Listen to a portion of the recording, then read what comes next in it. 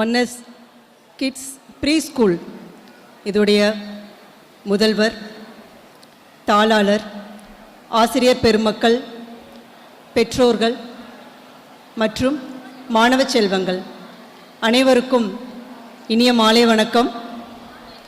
ரொம்ப சந்தோஷமாக இருக்குது உங்கள் எல்லாரையும் இவ்வளோ. நார்மலாக ஒரு ஸ்கூலில் ஆனுவல் டே அப்படின்னா நிறைய பேரண்ட்ஸ் வரமாட்டாங்க. குழந்தையோட அப்பா இல்லைன்னா அம்மா எதுக்கு வருவாங்க அப்படின்னா ஒன்றா அந்த குழந்தை டான்ஸ் ஆடணும், இல்லைன்னா ஏதாவது ப்ரைஸ் வாங்கணும்.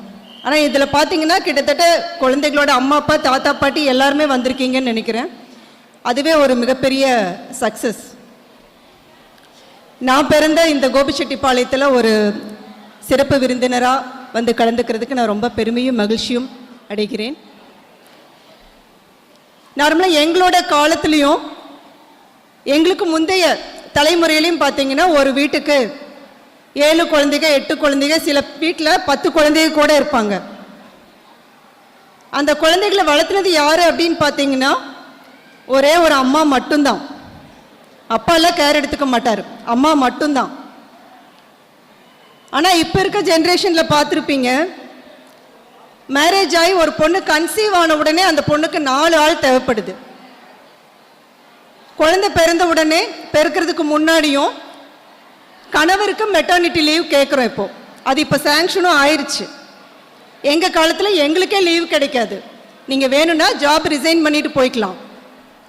ஆனால் இப்போ இருக்க காலத்தில் உங்களுக்கு நிறைய வசதிகள், கூட அம்மா வேணும், மாமியார் வேணும், நாத்தனார் வேணும், கணவரும் வேணும். ஒரு ஹாஸ்பிட்டல் செக்கப் போனால் கூட பார்த்தீங்கன்னா யங் மதர்ஸ் கூட எவ்வளோ பேர் வருவாங்க. பேக் தூக்கறதுக்கு ஒரு ஆள், ஃபீடிங் பாட்டில் எடுத்துகிட்டு வரக்கு ஒரு ஆள் வேணும். அப்புறம் இது 2வது டெலிவரியாக இருந்துச்சுன்னா பெரிய குழந்தையும் வந்து கணவரை தான் பார்த்துக்கணும்.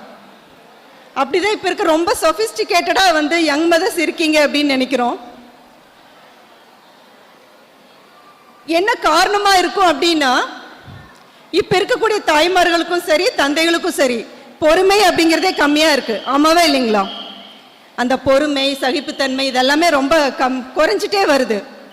உதாரணத்துக்கு சொல்லணும் அப்படின்னா அப்போல்லாம் கிரிக்கெட் மேட்ச் எவ்வளோ ஓவர் இருக்கும். 1 டே கிரிக்கெட் மேட்ச் அப்படின்னாலும் டெஸ்ட் மேட்ச்னாலும் 50 ஓவர்ஸ் இருக்கும், 300 பால் இருக்கும். சம்டைம்ஸ் அது 400 பால்ஸ் கூட போகும். 2 நாள் உட்காந்து விடிய விடிய அந்த மேட்சை பொறுமையாக பார்ப்போம். ஆனால் எப்போ இந்த ஐபிஎல் வந்துச்சோ அப்போ ஆட்டோமேட்டிக்காக நம்மளுடைய மைண்ட் செட் எப்படி போயிடுச்சு, அந்த 20 ஓவர்ஸ் நம்ம ஒரு 2 hours 3 hours மேட்ச் பார்த்து முடிச்சிடணும். அதுவும் இல்லையா நம்ம ஹைலைட்ஸ் பார்க்கலாம், இல்லைன்னா அந்த வின் பண்ண சீன் மட்டும் நாம் இன்ஸ்டாகிராமில் ரீல்ஸில் பார்த்துடலாம். அதுவும் அந்த ரீல்ஸ் எவ்வளோ நேரம் வரும், 20 seconds தான் வரும். அதையும் ட்ராக் பண்ணி 5 secondsல ஒரு கிரிக்கெட் மேட்சை பார்த்து முடிச்சிடுறோம். ஏன்னா நம்மக்கிட்ட பொறுமை அப்படிங்கிறதே இல்லை. இதுலேயும் எங்கள் ஸ்கூலில் பேரண்ட்ஸ் இந்த மே மந்த் வந்துச்சுன்னா எங்களுக்கு அதிகமாக என்ன கேட்பாங்க அப்படின்னா கால் பண்ணி, மேம் எப்போ மேம் ஸ்கூல் திறப்பீங்க அப்படின்னு கேட்பாங்க. ஏங்க அப்படின்னா வீட்டில் இவங்களை வச்சு எங்களால் சமாளிக்கவே முடியல, சீக்கிரம் ஸ்கூல் திறந்துட்டிங்கன்னா நாங்கள் நிம்மதியாக இருப்போம் அப்படிம்பாங்க. அப்போ இவங்க வீட்டில் நிம்மதியாக இருக்கணும் அப்படின்னா ஸ்கூலில் தள்ளிட்டு போயிடுவாங்க, டீச்சருக்கு எந்த பிரச்சனையுமே இல்லை. அப்போ அந்த மாதிரியான ஒரு மைண்ட் செட்டில் தான் இருக்காங்க இன்றைய பெற்றோர்கள் அப்படின்னு நான் நினைக்கிறேன். எல்லாரையும் சொல்ல வரல, சில பெற்றோர்கள் அந்த மாதிரி தான் இருக்கீங்க. அதே மாதிரி ஒரு குழந்தை கீழே விழுந்துருச்சுன்னா என்ன பண்ணுவீங்க? ஆஸ் அ பேரண்ட், ஒரு குழந்தை விளையாடுதுன்னா கீழே விழுந்துருச்சுன்னா என்ன பண்ணுவோம்? உடனே ஓடி போய் எடுத்துடுறோமா? அது ஜாயிண்ட் ஃபேமிலியாக இருந்துச்சுன்னா போச்சு, தாத்தா பாட்டி பின்னாடியே ஓடிட்டு இருப்பாங்க. அந்த குழந்தை விழுந்த உடனே என்ன பண்ணிடுறோம்? உடனே ஓடி போய் எடுத்துருவோம். அடுத்ததான் என்ன பண்ணுவோம் அப்படின்னா, ஐயோ கீழே விழுந்துட்டியா, இந்த தரை தான், இந்த ஸ்டெப்பு தான் உன்னை தடுக்கி விட்டுச்சு, அதை அடிச்சிடலாமான்னு என்ன பண்ணுவோம்? அந்த படிக்கட்டையோ அந்த தரையோ ஓங்கி ஓங்கி அடிப்போம். அந்த டைமில் இது நம்ம யதார்த்தமாக பண்ணுறது தான், எல்லாருமே பண்ணுற விஷயங்கள் தான். ஆனால் அதுக்கு பின்னாடி என்ன விஷயம் இருக்குது அப்படின்னா, ஒரு குழந்தை கீழே விழுந்துனே நாம் போய் எடுக்கும்போது நாம் விழுந்தால் நாமளே எந்திரிக்கணும் அப்படிங்கிற ஒரு கான்ஃபிடென்ஸ், ஒரு தன்னம்பிக்கையை அந்த குழந்தைக்குள்ள நம்ம வளர்த்தாமையே போயிடுறோம். நம்ம எப்போ விழுந்தாலும் எங்கே விழுந்தாலும் நம்ம யாராவது வந்து தூக்கி விடுவாங்க. அப்போ அந்த ஒரு வயசு குழந்தைக்கு நாம் கற்றுக் கொடுக்குற விஷயம் தான் லைஃப் லாங் அது குழந்தை கற்றுக்கும். அதில் இன்னொரு விஷயம் என்ன அப்படின்னா, இந்த தரை தானே உன்னை தட்டி விட்டுச்சு, இந்த படிக்கட்டில் தானே நீ தடுக்கி விழுந்த, நம்ம அதை அடிக்கும்போது ஆட்டோமேட்டிக்காக அந்த குழந்தைக்கு தான் என்ன செஞ்சாலும் அதுக்கு காரணம் மற்றவங்க தான் அப்படின்னு மற்றவங்களை குறை சொல்லக்கூடிய அந்த ஒரு பிளேமிங் நேச்சர் வந்துடும்.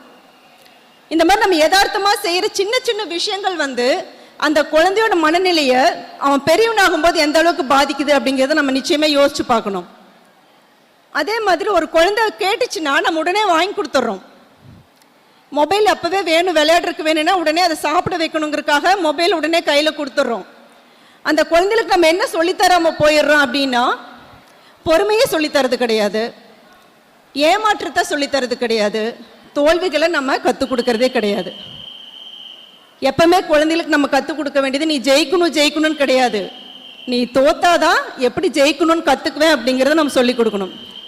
இதுக்கு உதாரணத்துக்கு ஒரே ஒரு விஷயம் பற்றி சொல்லிக்கிறேன். ஏன்னா மேம் எனக்கு 5 minutes தான் டைம் கொடுத்துருக்காங்க, நிறைய ப்ரோக்ராம் இருக்குது அப்படிங்கிறதுனால சீக்கிரம் முடிச்சுக்கிறேன். ஹிட்லர் எல்லாருமே உங்களுக்கு தெரியும். அவருக்கு சின்ன வயசுலேருந்தே ஒரு மிகப்பெரிய ஆசை, கனவு, தான் மிகப்பெரிய ஒரு ஓவியராகணும் அப்படின்னு. அதுக்காக வியன்னாவில் இருக்கிற ஒரு ஃபைன் ஆர்ட்ஸ் அகாடமியில் அவர் அப்ளை பண்ணுறாரு. ஆனால் 2 முறை அவர் அப்ளை பண்ணியுமே ரிஜெக்ட் பண்ணிடுறாங்க. உங்களோட ஓவியங்கள் எல்லாமே நல்லா இருக்கு, ஆனால் அந்த ஓவியத்தில் இருக்கிற முகங்களுக்கு எந்தவித உணர்வுமே இல்லை அப்படின்னு சொல்லிட்டு அதனால ரொம்ப விரக்தி அடைஞ்சிடுறாரு. ஸோ அதனால் அடைஞ்ச அவருடைய மன விரக்தி, மன உளைச்சல், அந்த ஏமாற்றம், கோபம், இது எல்லாமே என்ன பண்ணிடுது அப்படின்னா அவரை வேற பாதைக்கு திருப்பிடுது. அதுக்கப்புறம் என்ன பண்ணுறாரு, தன்னுடைய ஓவியங்களில் அந்த வியன்னாவோட தெருக்கல்ல இருக்கிற மார்க்கெட்டில் விற்று தன்னுடைய காலத்தை ஓட்டுறாரு. இருந்தாலுமே அவருடைய அந்த அந்த ஏமாற்றத்தை அவரால் தாங்கிக்கவே முடியாது. அதுக்கப்புறம் தான் என்ன நடந்தது, 2ஆம் உலகப் போர் வந்தது. இந்த உலகத்தோடைய மிக இருண்ட காலம் அப்படின்னு சொல்லுவாங்க, the darkest chapter of the world.